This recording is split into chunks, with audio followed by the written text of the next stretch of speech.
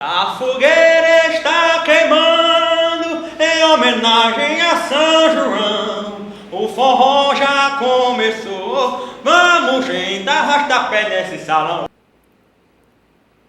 Ô de casa!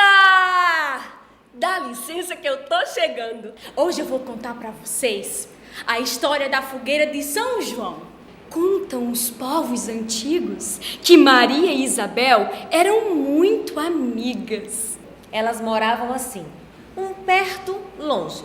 Era perto porque dava pra ver a casa uma da outra.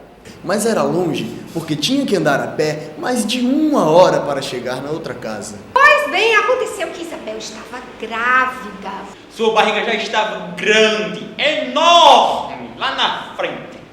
E Maria queria muito ajudar quando o neném nascesse. Então elas combinaram assim. Quando chegasse a hora, Zacarias, o marido de Isabel, iria fazer uma fogueira bem grande para avisar Maria. Foi assim que sucedeu.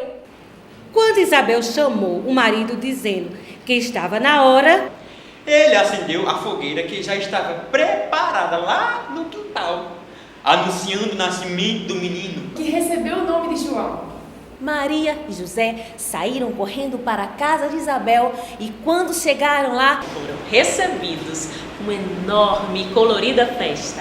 Tinha canjica, pamonha, milho verde, tapioca, tudo de gostoso que se pode imaginar. E em volta da fogueira, eles dançaram uma quadrilha bem animada. Sanfoneiro, puxa o fole!